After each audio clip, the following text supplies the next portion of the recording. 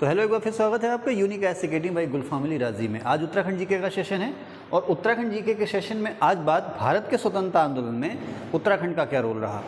Exam में चाहे वो आप पीसीएस उत्तराखंड पीसीएस का एग्ज़ाम देने जाएं या उत्तराखंड में किसी भी तरह का कोई भी एग्ज़ाम देने जाएं, आप प्री एग्ज़ाम दें या मेन एग्ज़ाम दें, सभी एग्ज़ाम्स के लिए ये क्लास आपके लिए फ़ायदेमंद होने जा रही है। जैसे कि आपसे पूछेगा कि डिबेटिंग क्लब कब बना, तो हैप्पी क्लब कब बना, गढ़वाल यूनियन कब बनी, तो कुमाऊं कांग्रेस कब बनी।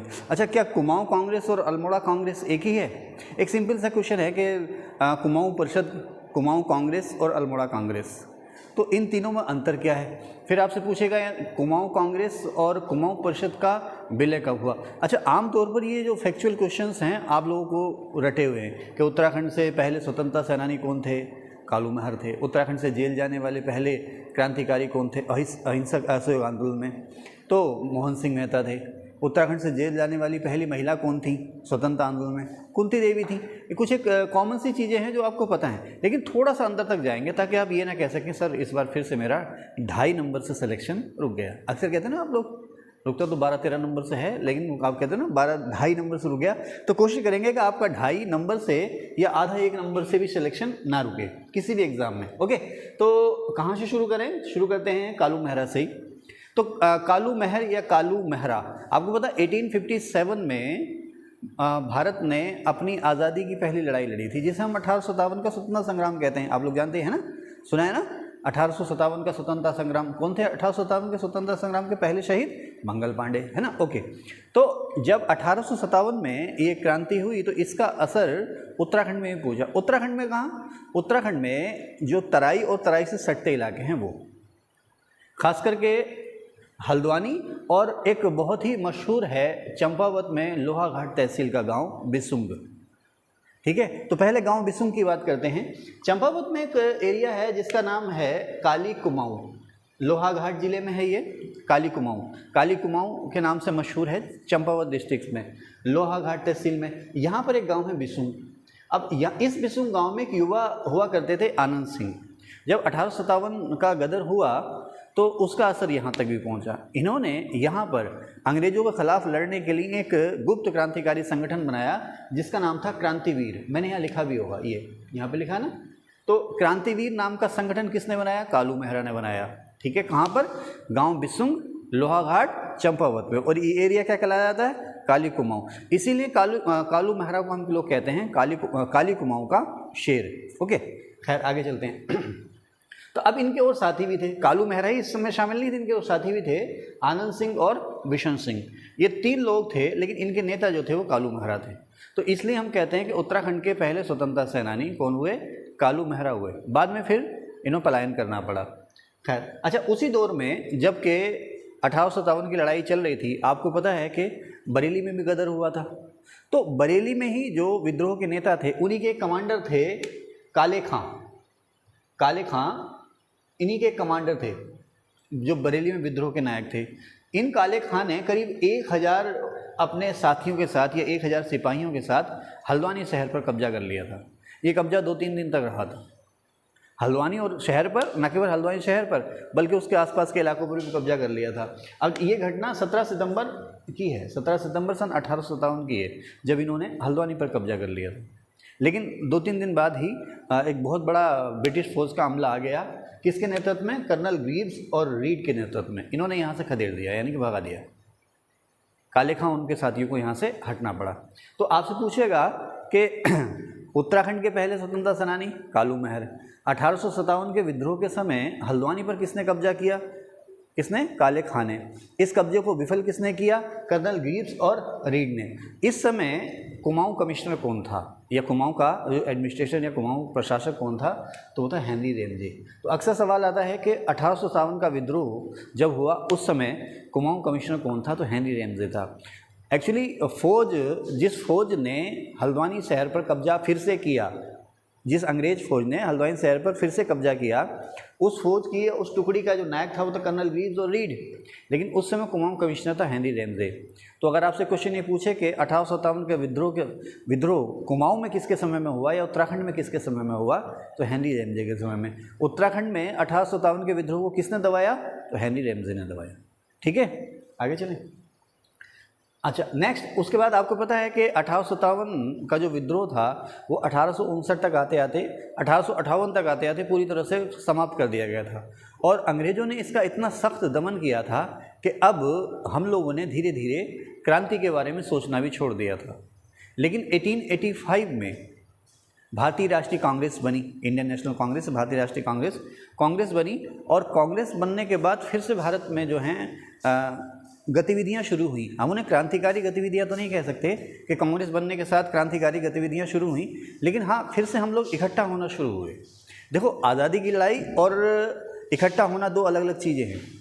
कांग्रेस जब 1885 में बनी थी तो उसका कहीं भी दूर दूर तक मकसद ये नहीं था कि हम जो हैं भारत की आज़ादी की मांग करेंगे। कांग्रेस बनी तो उसका मकसद सिर्फ और सिर्फ यही था कि भारत में जितने भी जो मेन स्ट्रीम के या मुख्य धारा के राजनीतिक दल हैं, सामाजिक संगठन हैं, वो सब एक साथ आएँ, भारत की समस्याओं पर विचार करें और भारत के लोगों और अंग्रेज़ों के बीच एक मीडिएटर का काम करें।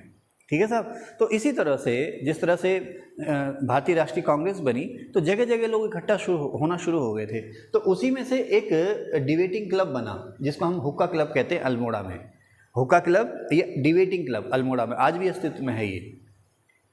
इसे आप उत्तराखंड में जो शुरुआती संगठन हैं, इन्हें आप शुरुआती राजनीतिक संगठन, अच्छा, डिबेटिंग क्लब या हुक्का क्लब जैसी जो संस्था थी उसे आप पॉलिटिकल ऑर्गेनाइजेशन नहीं कह सकते, लेकिन हाँ, एक संगठन उसी तरफ को हम चलने लगे थे, उसी तरफ को हम जुड़ने लगे थे।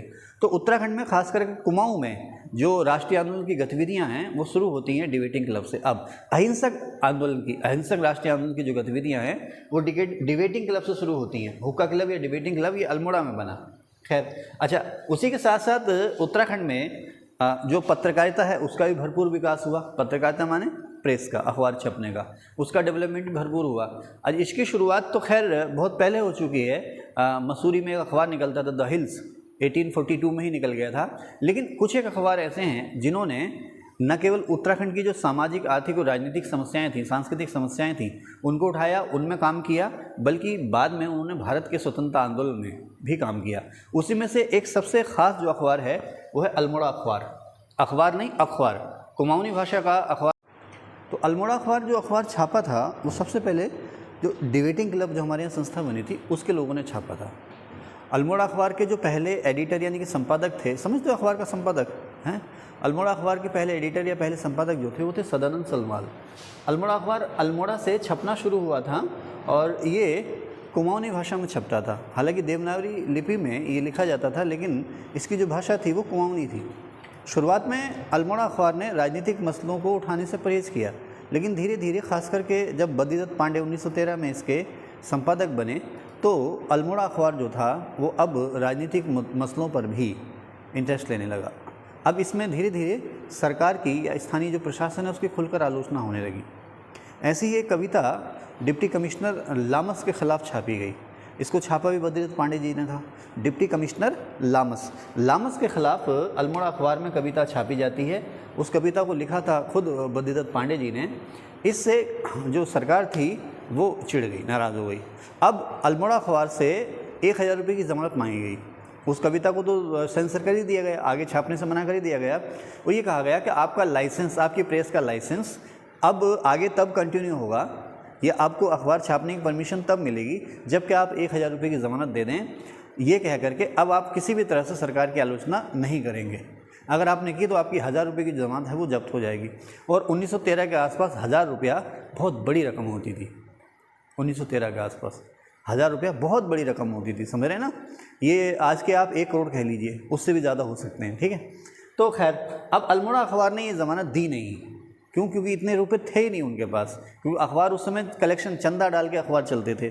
लोग अपनी ज़मीनें, घर, दुकान, मकान बेच करके अखबार चलाते थे, सिर्फ और सिर्फ इसलिए कि हम जो बातें कहना चाह रहे हैं वो लोगों तक पहुँचें।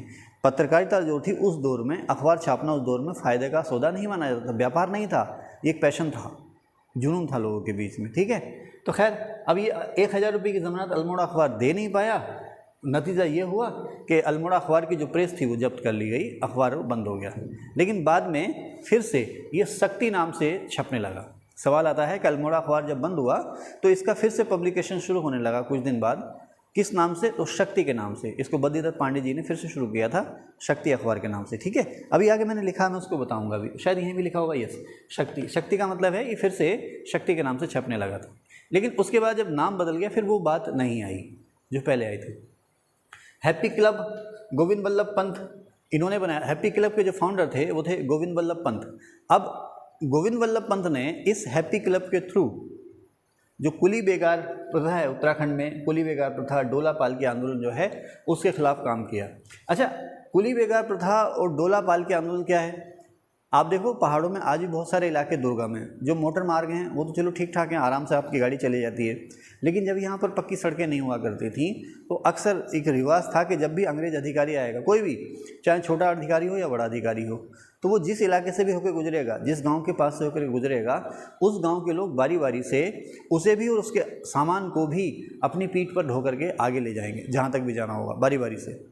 इस गांव से गुजरा तो इस गांव के लोग लेके जाएंगे, अगले गांव से गुजरेगा तो अगले गांव के लोग उसे अपनी पीठ पर न केवल उसे बल्कि उसके सामान को भी ढो करके ले जाएंगे। धीरे धीरे इस प्रथा को हम अपना अपमान समझने लगे, क्योंकि ये काम हमसे ज़बरदस्ती कराया जाता था कुली का काम, और इसके बदले में हमें कोई मेहनताना या मजदूरी भी नहीं मिलती थी। तो हमने इसका विरोध जो है करना शुरू किया। अच्छा, उसी समय एक और आंदोलन चला था, डोला पालकी आंदोलन। डोला पालकी या डोली पालकी आंदोलन। इसमें क्या था कि जो दलित वर्ग के लोग थे उन्हें शादी विवाह के मौके पर दूल्हा को या दुल्हन को डोले पालकी में बैठने की मनाही थी। ये एक तरह से हमारे यहाँ जो सामाजिक भेदभाव हैं उसका उदाहरण है। ये सामाजिक टकराव जो है, ऊंच नीच के जो भेदभाव थे उसका उदाहरण था कि जो दलित महिला और पुरुष हैं वो ना तो घोड़ी पर बैठेंगे और ना ही पालकी में बैठेंगे। तो इसके खिलाफ यहाँ के लोगों ने, जो दलित वर्ग के लोग, पढ़े लिखे लोग थे, जागरूक लोग थे, उन्होंने इसके खिलाफ मुहिम शुरू की। धीरे धीरे इस मुहिम को जो सवर्ण लोग थे, जो अब भारतीय राजनीति में मुख्य धारा में आ चुके थे, उन्होंने भी कहा हाँ भाई ये जो प्रथा ये गलत है, हम इसका विरोध करेंगे। तो जो सवर्ण जाति के लोग थे या उस समय जो बड़े बड़े नेता आ रहे थे, तो इस बहाने उन्होंने जो उत्तराखंड में जो दलित समुदाय है उसमें भी धीरे धीरे अपनी पैठ बनानी शुरू कर दी थी। वो लोग भी उनके धीरे धीरे समर्थक होने लगे थे। किस आंदोलन के माध्यम से? कुली बेगार और डोला पालकी आंदोलन के माध्यम से। तो कुली बेगार प्रथा की खैर अभी बात करेंगे बाद में अलग से। इसी दौरान एक और संस्था बनती है जिसका नाम है कुमाऊं परिषद। कांग्रेस यहाँ पर, जब कांग्रेस बनी यहाँ पर, तो कांग्रेस ने धीरे धीरे काम करना शुरू किया। लेकिन उससे कहीं ज़्यादा चर्चित जो संस्था थी खास करके कुमाऊं में, उसका नाम था कुमाऊं परिषद। ये वास्तव में एक राजनीतिक दल था। कुमाऊं परिषद जो है अल्मोड़ा के गांव मझेड़ा में बनी थी और इसके फाउंडर थे राय बहादुर छियाल, गोविंद वल्लभ पंत, जीवी पंत माने गोविंद वल्लभ पंत, हरगोविंद पांडे, मोहन जोशी, इंद्रपाल शाह और लक्ष्मी शास्त्री। ये इसके कुछ खास फाउंडर मेंबर थे।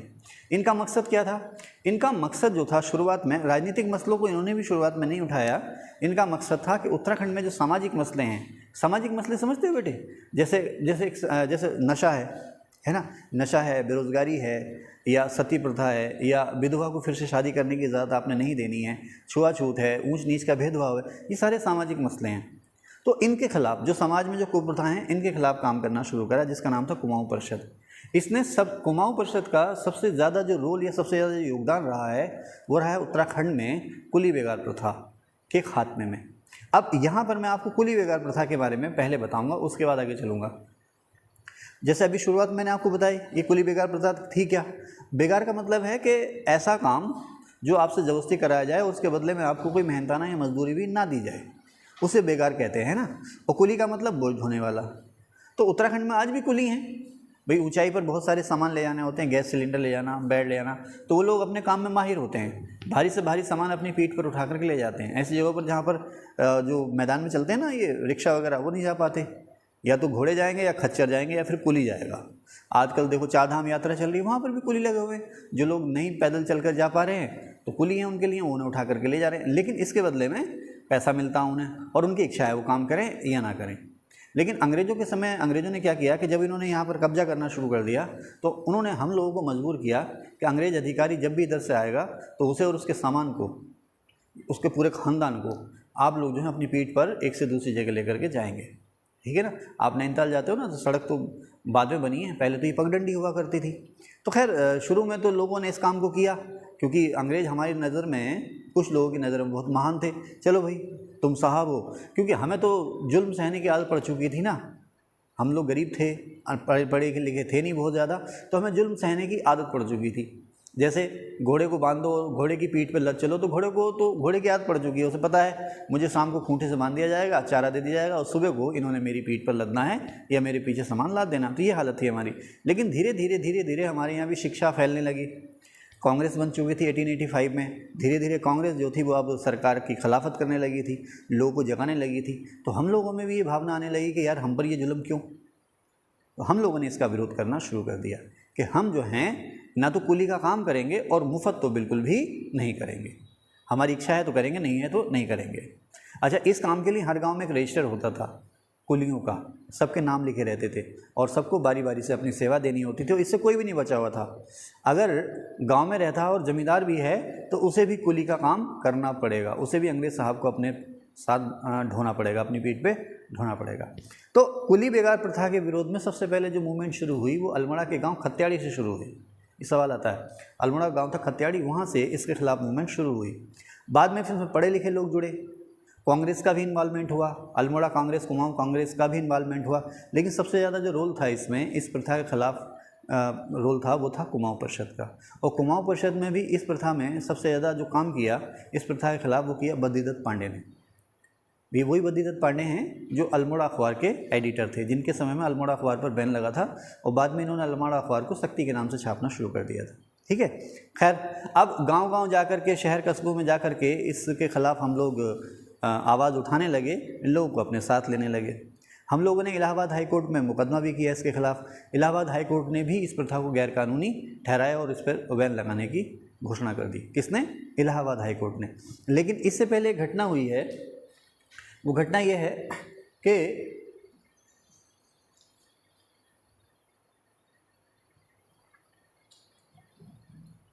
मैंने यहाँ कहीं लिखा है इसके बारे में सारे फैक्ट्स।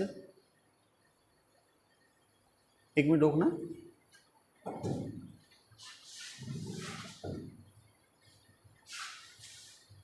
कहाँ गया? यहाँ पे मैंने लिख रखा है कि कुली बेगार प्रथा के बहिष्कार की घोषणा कब हुई?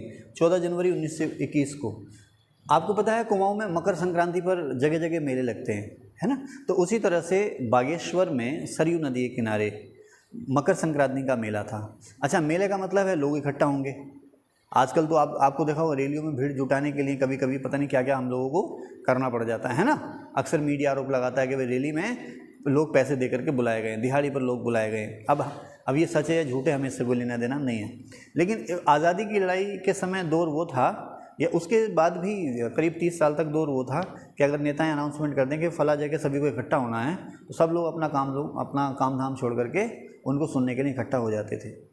तो आमतौर पर मेलों में भीड़ जमा होती थी, तो मेलों में जमा भीड़ पर लोगों को या राजनेताओं को मौका मिल जाता था, क्योंकि लोग वहाँ होंगे, अपनी बात वहाँ पर कह सकते हैं।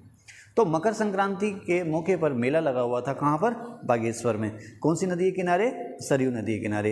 ये दिन है 14 जनवरी 1921 का। इस दिन बद्रीदत्त, यहाँ पर हमारे बद्रीदत्त पांडे, हरगोविंद पंत, चिरंजी लाल, इन लोगों ने भीड़ को इकट्ठा किया और भीड़ को अनाउंस करना, एड्रेस करना शुरू कर दिया।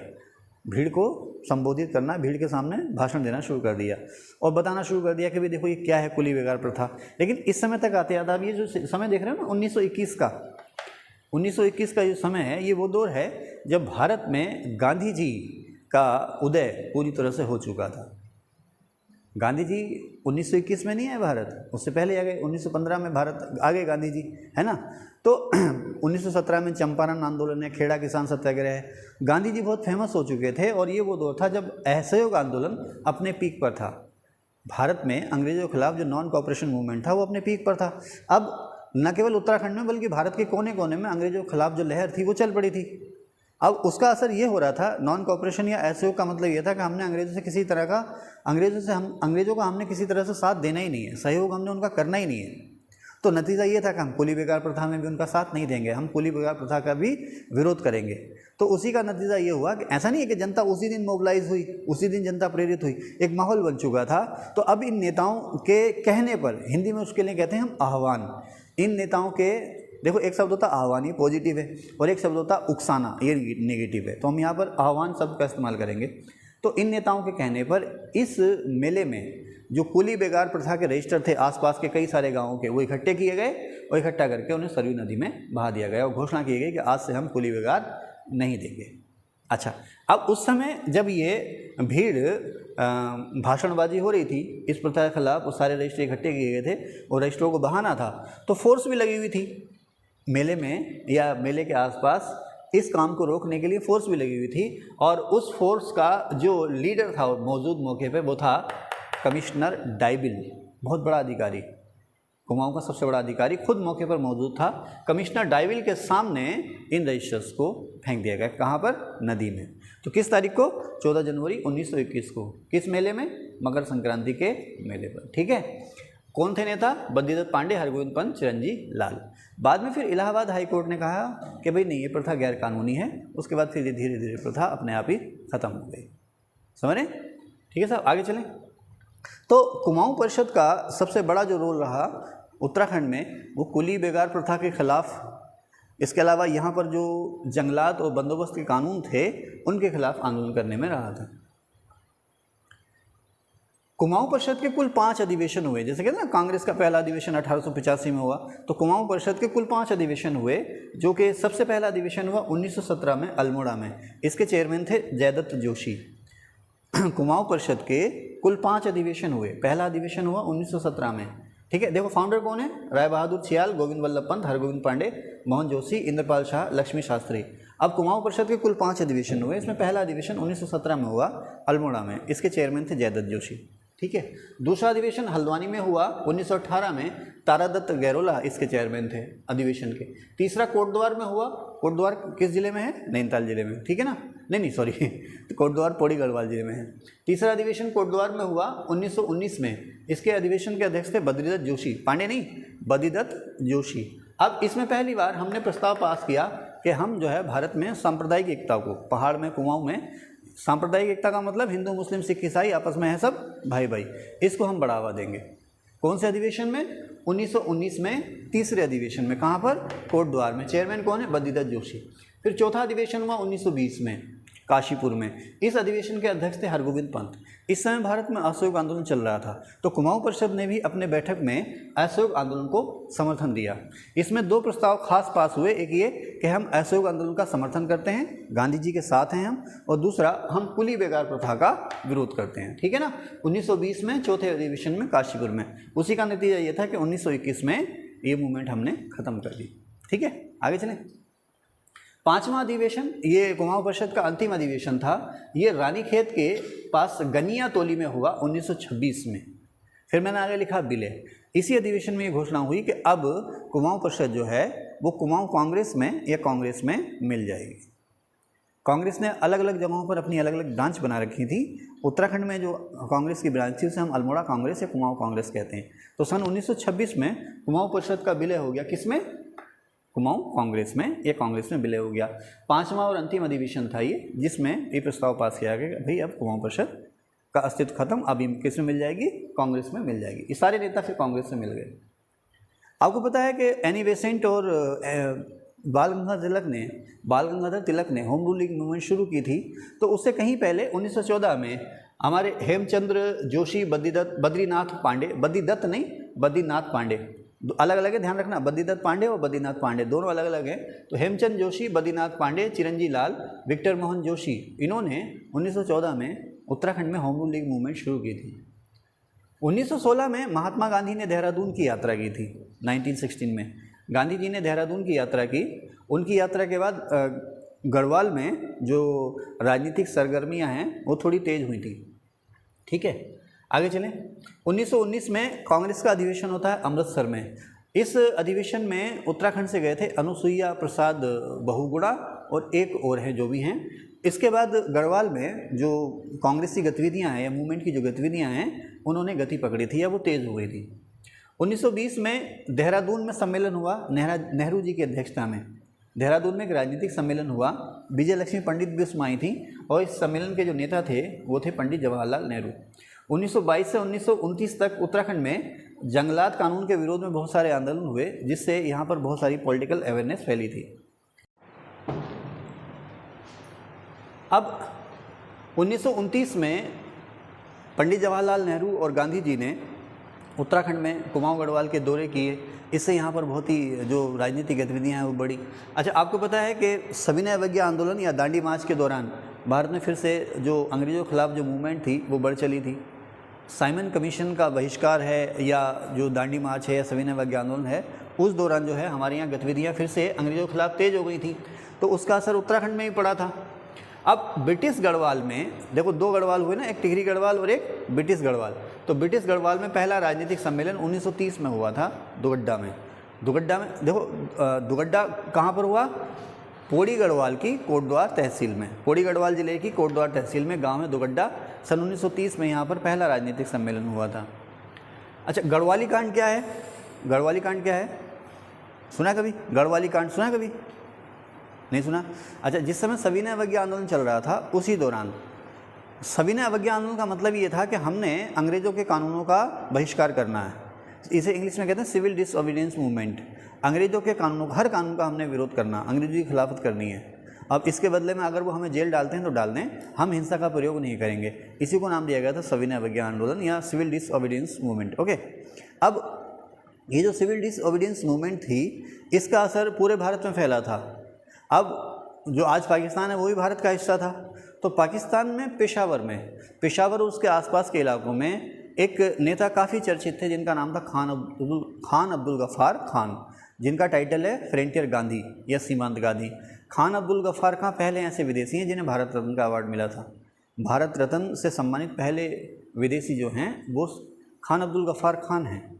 तो ये गांधीवादी थे, कहने को ये पठान थे लेकिन ये गांधीवादी थे। हालांकि कांग्रेस में कभी ये शामिल नहीं हुए, लेकिन जो गांधीवादी तरीके थे अंग्रेज़ों के खिलाफ लड़ने के या समाज में संघर्ष करने के, उसके ये फॉलोअर थे। तो इनका अपना एक गुट था जिसका नाम था, तब उसमें क्या नाम था इनके गुट का? लाल कुर्ती, रेड शर्ट। इन्होंने अपना जो गुट बनाया था, इनका जो राजनीतिक संगठन था उसका नाम था रेड शर्ट या लाल कुर्ती दल, ये red shirt movement. Red shirt movement इसको क्यों कहते थे कि इनके जो फॉलोअर थे वो लाल कमीज़ पहना करते थे, मतलब उनकी यूनिफॉर्म थी, तो इसीलिए इसका नाम हो गया था लाल कुर्ती दल या रेड शर्ट मूवमेंट। तो जब सविनय अवज्ञा आंदोलन के दौरान नमक कानून का विरोध किया जा रहा था, तो पेशावर में या उत्तरी पश्चिमी भारत में खान अब्दुल गफ़ार खान काफ़ी सक्रिय थे इस मूवमेंट में। तो एक दिन क्या हुआ कि खान अब्दुल गफ़ार खान के नेतृत्व में, उनकी लीडरशिप में पेशावर में भीड़ जो थी शांतिपूर्वक तरीके से धरना, जुलूस, प्रदर्शन, जो भी काम होते हैं वो कर रही थी, ठीक है ना। लेकिन ऐसा कहा जाता है कि प्रदर्शन के दौरान भीड़ जो थी वो उग्र हो गई। तो ऐसे में वहाँ पर मौजूद जो कमांडर है उसने फौज को गोली चलाने का हुक्म दिया, भीड़ पर गोली चलाने का हुक्म दिया। अब वहाँ पर जो बटालियन तैनात थी उस बटालियन का नाम था 2/18 गढ़वाल राइफल्स। उस भीड़ के सामने जो बटालियन तैनात थी उस बटालियन का नाम था 2/18 गढ़वाल राइफल्स, ठीक है। ये घटना है 23 अप्रैल 1930 की। अब इस बटालियन के जो नायक थे वो थे चंद्र सिंह भंडारी, गढ़वाल के हैं ये, चंद्र सिंह भंडारी। इन्होंने अपने साथियों को चिल्ला करके गोली चलाने से मना कर दिया। इनका एक नारा फेमस हो गया, गढ़वाली सीज फायर मतलब फायर रोक दो, गढ़वाली सीज फायर, अपने भाइयों पर गोली मत चलाओ। इन्होंने अपने साथियों को उकसाया कि नहीं भाई हमने गोली नहीं चलानी है, तो पुलिस ने गोली चलाई नहीं। तो नतीजा ये हुआ कि वहाँ पर जो अधिकारी थे या गोरे सिपाही जो भी थे उन सबको भागना पड़ा। पेशावर शहर पर क्रांतिकारियों का कुछ समय के लिए कब्जा हो गया। बाद में फिर इनको सबको अरेस्ट कर लिया गया, कोर्ट मार्शल हुआ इनका और इनको बड़ी सख्त सजाएं दी गई। किसके नेतृत्व में ये कांड हुआ? इस कांड को कहते हैं गढ़वाली कांड। क्या कांड कहते हैं? गढ़वाली कांड। लेकिन कहाँ हुआ? ये पेशावर में हुआ, पेशावर में, लेकिन नाम इसका रख दिया गढ़वाली कांड। क्यों? क्योंकि वो बटालियन जिसने फायर करने से मना किया था वो थी 2/18 गढ़वाल राइफल्स, और इसमें ज़्यादातर जो फौजी थे वो गढ़वाल के थे, इसलिए इस घटना को कहा गया गढ़वाली कांड, ठीक है। तो गढ़वाली कांड के नायक कौन हुए इस तरह से? चंद्र सिंह भंडारी। बाद में पंडित जवाहरलाल नेहरू ने इन्हें गढ़वाली टाइटल दिया था, तो फिर ये हो गया चंद्र सिंह भंडारी से चंद्र सिंह गढ़वाली, ठीक है। और इस दिन को, जिस दिन ये कांड हुआ 23 अप्रैल 1930 को, पंडित जवाहरलाल नेहरू ने कहा था कि इस दिन को हम गढ़वाल दिवस के रूप में मनाया करेंगे। कौन से दिवस के रूप में? गढ़वाल दिवस के रूप में मनाया करेंगे, ठीक है। आगे चलें। भवानी सिंह रावत, ये भी उत्तराखंड के मशहूर क्रांतिकारी रहे हैं। भवानी सिंह रावत जो थे दिल्ली और उत्तर भारत में संपर्क में आए चंद्रशेखर आज़ाद, भगत सिंह जैसे क्रांतिकारियों से। तो दिल्ली में चंद्र सिंह आज़ाद और उनके साथियों ने एक हथियार गोदाम था दिल्ली में जिसका नाम था गड़ोदिया। कौन सा? गड़ोदिया, दिल्ली में था ये। तो जैसे आप सुनते हो ना काकोरी ट्रेन कांड, सुना कभी? भगत सिंह, चंद्रशेखर आज़ाद, अशफाकुल्ला खां वगैरह लोगों ने, ये हमारे प्रसिद्ध क्रांतिकारी थे, लखनऊ के पास काकोरी स्टेशन पर अंग्रेज़ों का खजाना लूटा था ट्रेन में, जिसको हम लोग कहते हैं काकोरी ट्रेन कांड या काकोरी ट्रेन एक्शन। अब उसका नया नाम क्या हो गया? Kakori train action. खैर, तो उसी तरह से गड़ोदिया में डकैती का प्लान बना जिसको नाम दिया गया गड़ोदिया स्टोर डकैती। अच्छा, हम लोग इसको डकैती नहीं कहेंगे, हम लोग कहेंगे छापा, क्योंकि हमारे लिए परम सम्मानित हैं ये हमारे क्रांतिकारी ना, तो डकैत शब्द जो खास अच्छा नहीं लगता। तो यहाँ पर छापा मारा गया था, लेकिन इस घटना को कहा जाता है गड़ोदिया स्टोर डकैती। तो चंद्रशेखर आज़ाद और उनके साथी इस घटना में शामिल थे। उनके साथी थे भवानी सिंह रावत। भवानी सिंह रावत जो हैं दुगड्डा गाँव के थे। दुगड्डा अब तो ब्लॉक या तहसील बन चुका है। तो पौड़ी गढ़वाल ज़िले में कोटद्वार के पास है दुगड्डा, यहाँ के रहने वाले थे भवानी सिंह रावत। तो इस कांड में इनका नाम भी आया था शान में। तो फिर बाद में जब पुलिस इन लोगों के पीछे पड़ी तो पुलिस से बचने के लिए कुछ दिन के लिए भवानी सिंह रावत चंद्रशेखर आज़ाद और उनके साथियों को अपने गांव दुगड्डा लेकर गए थे। चंद्र सिंह आज़ाद कुछ दिन यहाँ पर रहे थे और उन्होंने न केवल अपने साथियों को बल्कि आसपास के जो और लोग क्रांति के इच्छुक थे उन्हें पिस्तौल चलाने की ट्रेनिंग दी थी। चंद्रशेखर आज़ाद ने यहाँ पर अपने साथियों को और स्थानीय युवाओं को पिस्तौल चलाने की ट्रेनिंग दी थी। ठीक है साहब। लेकिन बाद में जब पुलिस का दबाव पड़ा तो उन्हें यहाँ से जाना पड़ा। बाद में खैर भवानी सिंह रावत अरेस्ट हो गए थे, गिरफ्तार हुए थे, जेल की सज़ा हुई थी, बाद में रिहा हो गए थे। रिहा होने के बाद उन्होंने खैर क्रांतिकारी गतिविधियों से तो संन्यास ले लिया, लेकिन सामाजिक सरोकारों से वो जुड़े रहे। कौन? भवानी सिंह रावत। ठीक है ना। तो ये सारी चीज़ें मैंने आपको बता दी हैं। अब बाद में इन्होंने उत्तराखंड में दुगड्डा में शहीद मेले की शुरुआत की। ये मेला आज भी लगता है। शहीद मेला भवानी सिंह रावत ने शुरू किया था और ये आज भी वहाँ पर दुगड्डा में लगता है। ठीक है साहब। बिश्नी देवी शाह, ये मशहूर क्रांतिकारी महिला हैं उत्तराखंड की। बिश्नी देवी शाह ये शामिल थी। अल्मोड़ा शहर आपको पता है दांडी मार्च या सविनय अवज्ञा आंदोलन के दौरान जगह जगह तिरंगा झंडा फहराया जा रहा था, तो बिश्नी देवी शाह ने अल्मोड़ा नगर पालिका में तिरंगा झंडा फहराया था। इन्हीं की एक साथी थी कुंती देवी। इनके लिए अंग्रेजों ने घोषणा की थी कि इन्हें जिंदा या मुर्दा पकड़ो, जैसे ही पकड़ो, चाहे जिंदा पकड़ो या मुर्दा पकड़ो, कुंती देवी को। ठीक है ना। इनका पूरा नाम था कुंती देवी वर्मा। दीपा देवी या टिंचरी देवी या टिंचरी माई या इच्छागिरी माई, एक्चुअली ये दीपा देवी हैं, पौड़ी गढ़वाल जिले की थी और ये एंटरप्रेन्योर थी। इनका अपना एक घराट था, लेकिन धीरे धीरे ये नशे के खिलाफ हो गई। जो देशी शराब होती है ना उसको हम कहते थे टिंचरी। देशी शराब या अंग्रेजी शराब जो सरकारी शराब होती थी उसे वहाँ पहाड़ तो उस समय टिंचरी कहा जाता था। तो इन्होंने शराब के विरोध में आंदोलन शुरू किया था और बाद में सन्यासिन सी हो गई थी। तो उसी के लिए शराब या टिंचरी के विरोध में इतनी मशहूर हुई, इनका नाम ही पड़ गया टिंचरी देवी। दीपा देवी, टिंचरी देवी या इच्छागिरी माई कहाँ की हैं? पौड़ी की हैं। और इन्होंने किसके खिलाफ आंदोलन किया? शराब के खिलाफ आंदोलन किया। ठीक है, आगे चलें। तो गढ़वाली कांड 23 अप्रैल 1930 को हुआ। गांधी जी 1916 में देहरादून आए और कुमाऊं मतलब ये वाला इलाका, कुमाऊं में गांधी जी आए 14 जून से लेकर के 2 जुलाई 1929 तक। काठगोदाम तक ट्रेन से आए, उसके बाद फिर जैसे भी वो आगे गए हों। ठीक है ना। तो 14 जून 1929 को गांधी जी काठगोदाम में आए, यहाँ से फिर ऊपर पहाड़ की तरफ को चले। ठीक है। तो गांधी जी 14 जून से 2 जुलाई 1929 तक इस बार कुल 19 दिन कुमाऊं में रहे। कुल 19 दिन कुमाऊं में रहे और यहाँ पर इस 19 दिन में इन्होंने 12 दिन गुजारे कोसानी में। बागेश्वर में है कोसानी, फेमस टूरिस्ट प्लेस है। कोसानी में इन्होंने यहाँ गुजारे और कोसानी में 12 दिन रहते हुए इन्होंने एक किताब लिखी जिसका नाम था अनासक्ति योग। इसे गीता की भूमिका कहा जाता है। गीता जो श्रीमद् भागवत गीता है उसकी भूमिका कहा जाता है। किसको? अनासक्ति योग को। किसने लिखी अनासक्ति योग?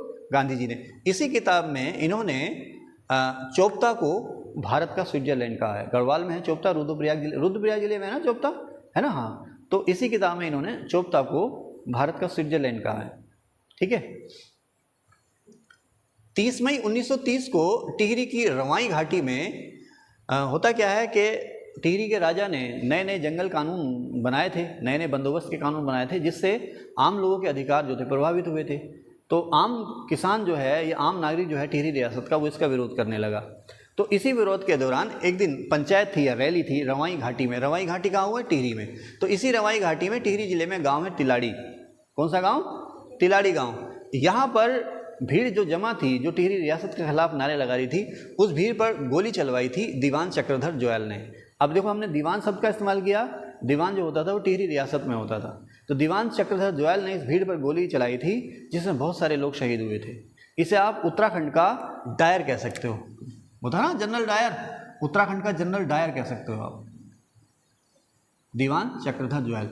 इस गोलीकांड के बाद ही टिहरी रियासत में या उत्तराखंड में, टिहरी में राजशाही के खिलाफ मुहिम शुरू हो गई थी कि अब इसको हटाना है। समझ रहे ना? मुहिम शुरू हो गई थी।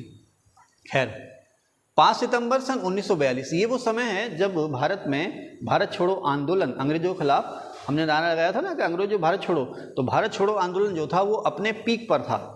तो 5 सितंबर सन 1942 को अल्मोड़ा में एक ब्लॉक है, सल्ट ब्लॉक है या तहसील है जो भी, अल्मोड़ा में सल्ट ब्लॉक है, यहीं का एक गांव है खुमाड़। खुमाड़ गांव में स्थानीय नेता थे पंडित पुरुषोत्तम उपाध्याय। उनके नेतृत्व में भीड़ जो है धरना जुलूस प्रदर्शन पर बैठी थी।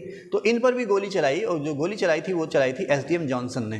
गोली चलाने वाला था एसडीएम जॉनसन। इन लोगों ने गोली चलाई थी, इसमें 4 लोग शहीद हुए थे। गांधी जी ने बाद में सल्ट को कहा था कुमाऊं का बारदोली। किसने कहा? गांधी जी ने। किसको कहा? सल्ट को। क्या कहा? कुमाऊं का बारदोली। ठीक है, ये मैंने आपको बता दिया। सदानंद कुकरेती जी ने सिलांगी गढ़वाल में एक राष्ट्रीय विद्यालय खोला था। शांतिलाल त्रिवेदी ने अल्मोड़ा में सोमेश्वर तहसील में गांव है चनौदा, अब कस्बा हो चुका है, चनौदा में एक आश्रम बनाया था जिसको नाम दिया गया था गांधी आश्रम। और गांधी आश्रम में रहते हुए इन्होंने जो हमारी जो राष्ट्रीय आंदोलन या स्वतंत्र आंदोलन की जो गतिविधियाँ थी उनको बढ़ावा देना शुरू किया था। ठीक है, तो अंग्रेजों ने इस पर रेड मारी और 2 सितंबर 1942 को ये आश्रम जो था उन्होंने सीज कर दिया था। ठीक है, किसने बनाया था आश्रम? ये शांतिलाल त्रिवेदी, पंडित शांतिलाल त्रिवेदी ने। ठीक है, आगे चलते हैं। 1858 में 1858 में अल्मोड़ा तोपखाना में बगावत हुई। 1886 में कांग्रेस का कलकत्ता में अधिवेशन हुआ। ये कांग्रेस का दूसरा अधिवेशन था। इस अधिवेशन में उत्तराखंड की ओर से गए थे ज्वालादत्त जोशी। 1870 में अल्मोड़ा में डिबेटिंग क्लब बना था। तो जो जैसे मैंने पहले बताया था डिबेटिंग क्लब, तो वही है ये। अल्मोड़ा में डिबेटिंग क्लब जो बना था 1870 में बना था। इसको बनाने वाले थे बुद्धि वल्लभ पंत। ठीक है, 1871 में अल्मोड़ा अखबार छपना शुरू हुआ था। 1913 में इसके संपादक बने थे बद्रीदत्त पांडे। 1903 में हैप्पी क्लब बना और 30 सितंबर 1916 को बनी थी कुमाऊं परिषद। 30 सितंबर 1916 को बनी कुमाऊं परिषद। गढ़वाल परिषद बनी 1919 में श्रीनगर में। 1905 में टिहरी से विश्वंभर दत्त चमोला ने गढ़वाली नाम से अखबार छापना शुरू करा था। ये पहले 15 दिन में छपता था, पाक्षिक माने 15 दिन में एक बार होने वाला। पहले 15 दिन में छपता था और बाद में ये हर सप्ताह छपने लगा। 1914 में होम रूल लीग बनी। 1912 में कुमाऊं कांग्रेस या अल्मोड़ा कांग्रेस बनी। 1918 में बनी गढ़वाल कांग्रेस। गढ़वाल कांग्रेस को बनाने वाले थे मुकुंदी लाल, अनुसुईया प्रसाद बहुगुणा। 1917 में नैनीताल में नैना देवी मंदिर है झील किनारे, उसके अहाते में या उसके गलियारे में, आंगन में या प्रांगण में गोविंद वल्लभ पंत ने तिरंगा झंडा फहराया था। अब अल्मोड़ा अखबार जो बंद हो गया था 15 मई 1918 को फिर से छापना शुरू किया बद्रीदत्त पांडे जी ने शक्ति के नाम से। 1919 में कांग्रेस का अमृतसर में अधिवेशन हुआ। इस अधिवेशन में मुकुंदी लाल और अनुसुईया प्रसाद बहुगुणा ने भाग लिया था। कांग्रेस का 1919 में अमृतसर में अधिवेशन हुआ, इसमें भाग लिया था मुकुंदी लाल, बैरिस्टर मुकुंदी लाल और अनुसुईया प्रसाद बहुगुणा ने। ठीक है, यहीं से फिर गढ़वाल में जो मूवमेंट है या स्वतंत्र आंदोलन है उसको बढ़ावा मिला था। गढ़वाल यूनियन बनी 1901 में। 26 जनवरी 1930 को टिहरी रियासत के अलावा पूरे उत्तराखंड में तिरंगा झंडा फहराया गया था। फिर मैंने लिखा उत्तराखंड से पहले स्वतंत्रता संग्राम सेनानी कालू मेहरा। अल्मोड़ा अखबार के पहले संपादक सदानंद सनवाल। कुली बेगार प्रथा उत्तराखंड में पहली बार शुरू हुई खत्याड़ी अल्मोड़ा गांव से, अल्मोड़ा जिले के खत्याड़ी गांव से। कुमाऊं परिषद के पहले अध्यक्ष थे राय बहादुर छियाल। पहले महासचिव थे इसके गोविंद वल्लभ पंत। कुमाऊं परिषद का पहला अधिवेशन 1917 में अल्मोड़ा में हुआ। पहले अधिवेशन के अध्यक्ष थे जयदत्त जोशी। दांडी मार्च में उत्तराखंड से गए थे ज्योतिराम कांडपाल। जो 72 लोग जो चुने गए थे गांधी जी के द्वारा दांडी मार्च में, उसमें उत्तराखंड से थे ज्योतिराम कांडपाल, भैरव दत्त जोशी और गोरखा वीर खड़क बहादुर। उत्तराखंड से जेल जाने वाले पहले स्वतंत्रता सेनानी थे मोहन सिंह मेहता और पहली महिला उत्तराखंड से जेल जाने वाली कुंती देवी।